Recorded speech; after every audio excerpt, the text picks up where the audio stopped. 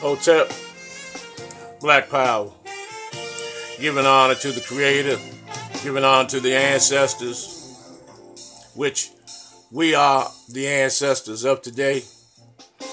Also giving honor to my sister, Chief of Staff Brother Harris Abdul of the Street Law Soldiers, my father, my in-laws, and those brothers and sisters who are in the ancestral realm as we speak, in the realm of the Egungun, which known to Christians as heaven. And also to all my supporters, followers, and brothers and sisters that are fighting for the liberation and salvation of the black nation.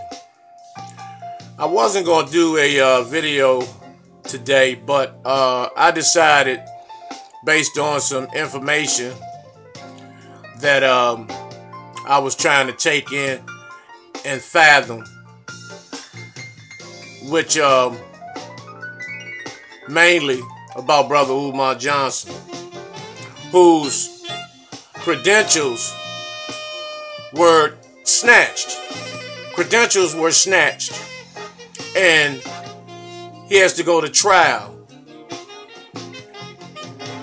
Now, it wouldn't be so much of a situation or dilemma or problem if it were the devils who were intricate and played a strong strategic role in taking this brother's credentials, claiming that or contesting that he's not who he says he is in terms of Dr. Umar Johnson. But it's niggas. It's people that look like you and I that have gone out of their way with hundreds of calls to the universities that Umar Johnson attended to try to get verification of his credentials. And that's some sad shit. You know, none of you, and this is for you niggas. None of you niggas, have you ever called Dr. Phil and asked him about his fucking credentials? Have you called Dr. Drew and asked him about or questioned his fucking credentials, or called the universities that he supposedly attended to get verification on his fucking credentials? But yet you do someone that looks like you, which is a fucking shame. You know, now this brother has to go to court. And in my humble opinion, I wouldn't give a fuck if he didn't pass the second grade. The brother's brilliant. He brought to the forefront and into the black community so much powerful information concerning the poisoning of our children with all of these psycho drugs, and trying to be a true Pan-Africanist.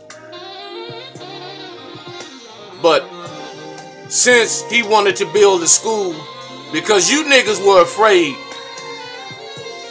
that we were going to wake up, a lot of our children were going to wake up and hold you niggas responsible and accountable for acquiring information, not only on historical research on our ancestors, but current data on where we stand at today, because we are still in slavery. We are in spiritual slavery with these religions. We are in economical slavery, which you'll see next week, because we spent, I'm just saying we, not me, black people spent over 100 billion in fucking Christmas into a goddamn fairy tale about a non-existent deity and a fucking cracker with black boots and a red outfit on, dressed like what you've been trained as a child to believe as the devil. And we go all out. And not only is it tradition, I understand that, but it's also condition. We're conditioned to cater to this fucking devil, to this European, this ice ape, this walking germ, this cave beast, this wicked fucker. And I'm talking about the white bitch too. And see, a lot of you all don't like to hear those terms. And that's because you still have fear and you have a large dosage of white supremacy and racism in your bones. The adults in this generation are some of the most coonest, scared adults, black adults in the black community that I have ever witnessed. We will cut our brothers' throats for $1. The black family is in total disarray, where sibling rivalries, jealousy, envy. The men have begun to act like women. And I'll get back to that in a minute. But back to Umar Johnson. You know, and he had made a statement where he was about to give up. He had stated that he was going to give up on trying to save our youth, our young brothers and sisters. But then he retracted it. You know, and whoever encouraged him to keep on, you know, I thank you for that. Because, and Dr. Umar, which I did a lecture with him here in Washington, D.C., which was, I think, the second or third lecture that he had done, period, since he came on the scene. However, you know, to Umar, Dr. Umar, don't give up, brother. You still have a lot of people in your corner. You still have a lot of people that depend on you to work through this situation. And once again, I wouldn't care if you didn't complete daycare. You have more knowledge in your big toe than some of these Negroes, these boule, bougie, black caucus, Black Lives Matter, fucking idiot, coon slaves that compromise our people on a daily and consistent basis. You know, so just keep pushing, brother. Now, you know, the men act just like women. You argue, you fight your women. You don't stand by your woman. You have attitude like a woman. And you're not willing to endure anything because the morals and principles that you were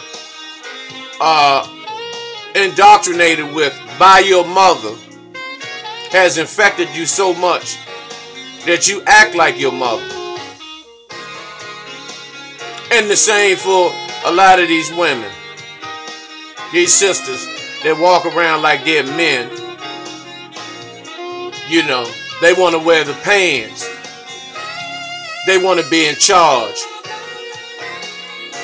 You know, and that doesn't come from, you know, sisters that had both mother and father.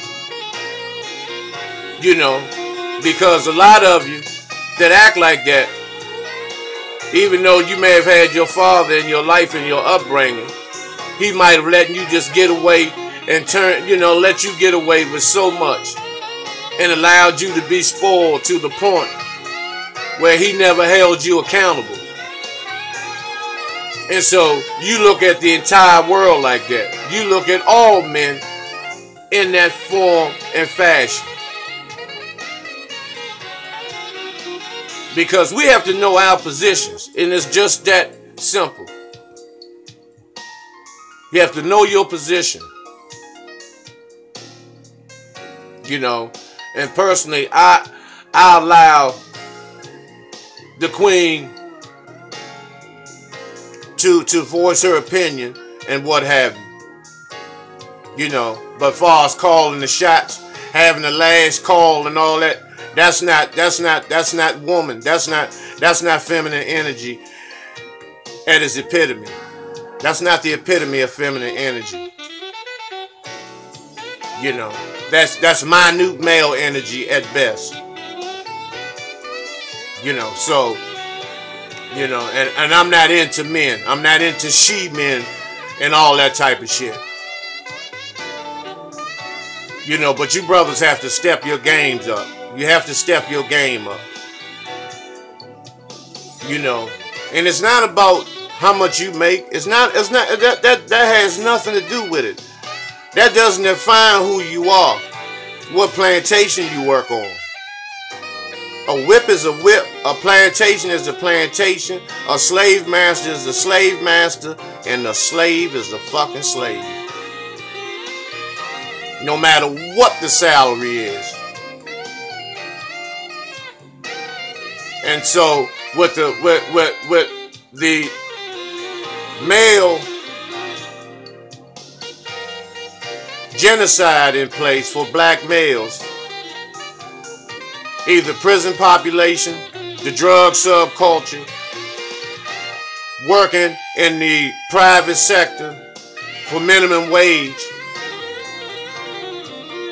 or you don't have anything at all and you become dependent upon someone else. And most of our brothers end up with the first two. End up going to prison or end up strung out on drugs as a coping mechanism to deal with being at the top of the food chain for extermination. And see, a lot of people will say, it's not that bad for a black male. But deep down inside, it is. We are murdered by, police terrorism is at an all-time high. And which police terrorism has always been in effect. It's just that technology has caught up with police terrorism. But it's always, think of the millions and hundreds of thousands of brothers that were murdered before cell phones, before cameras. It's always been like this. And that's why they continue to do it, because they're so accustomed to doing it that they simply forget that they have chest cameras and all this type of shit on. They simply forget because they're so used to taking us out that they simply forget.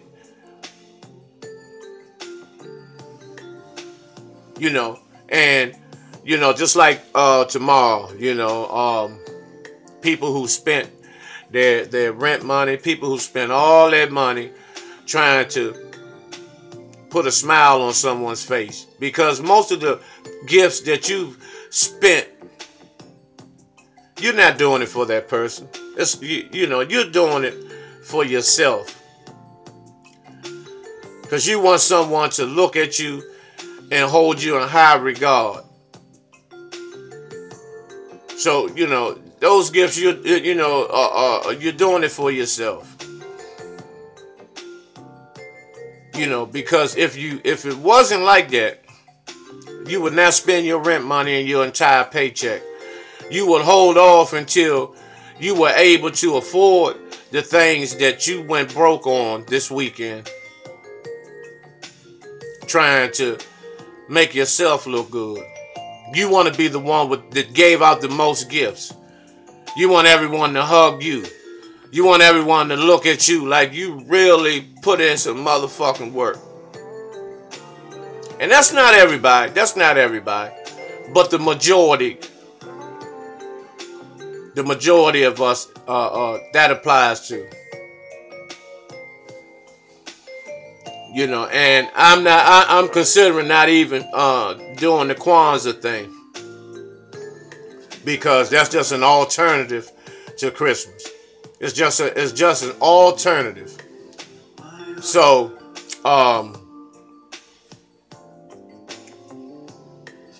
I would rather, you know, put myself in a position whereas though, because let me tell you about Kwanzaa. Another reason why I'm skeptical about Kwanzaa. Maulana Karenga, who just invented Kwanzaa in 1966, he was a fucking punk that infiltrated the Black Panther Party and was working as an agent with the FBI, who had John Huggins and Bunchy Collard murdered at UCLA College. UCLA, and he also worked with J. Edgar Hoover and other agents to help bring down the Panthers. And also, if you watch the movie Panther, they were talking about the US organization headed by Maulana Karenga, who was supposed to be guarding Betty Shabazz from the airport with unloaded and empty weapons. You know, and that's just another indication of being a fucking punk, you know, and putting that sister's life in danger. Because that's no different than not even guarding her at all. You know. And then, you know, you can tell that he's sneaky, even by the way he talked.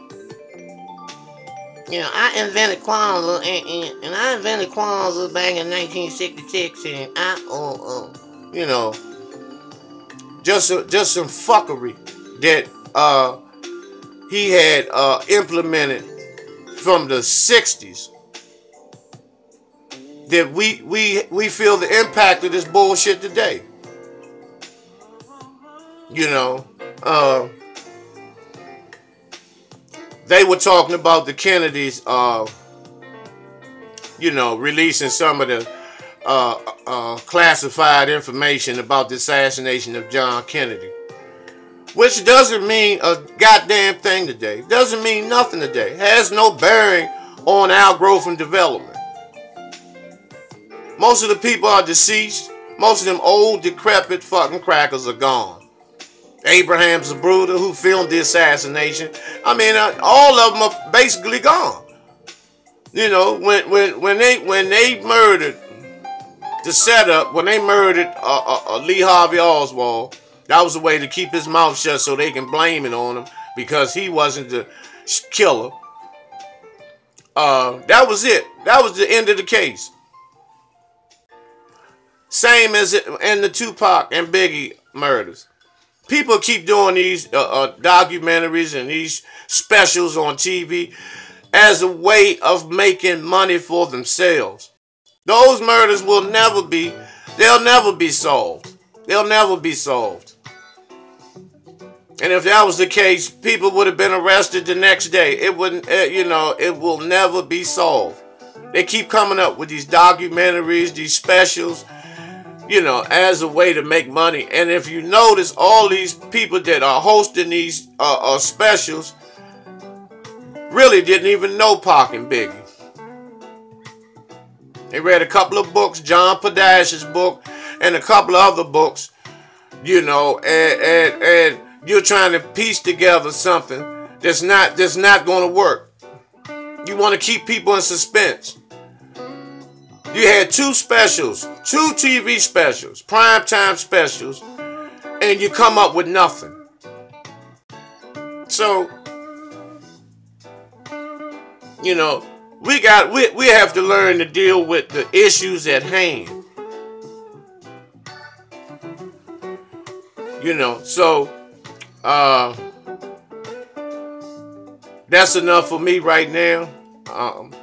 Once again, like I said, I'm not going to be making a whole lot of videos right now at this time. I may do one, maybe two a week, because it's not a lot of issues that really needs to be discussed. But I'll tell you, 2018 is going to be a 6268 will be, according to the Kemetic calendar, will be prosperous. I can just feel the energy of the solar system, that it's going to be prosperous, and I will be doing podcasts. I'm gonna be doing live streaming, and we're gonna take it to another level. So, bear with me. We're gonna rock together, because I want us all to be involved, in the live streaming, where you can come in, call in with your questions and information, because your input and the information that is very important to me, because no one person knows it all, and that's what I believe a round table talk show discussion is. Community discussion. Let everybody have their input, because we're all the same. We're all searching for the same thing. We're looking for peace. We're searching for love. And just remember, everything that you're searching for outside of you is inside of you. Hotel, Black Power.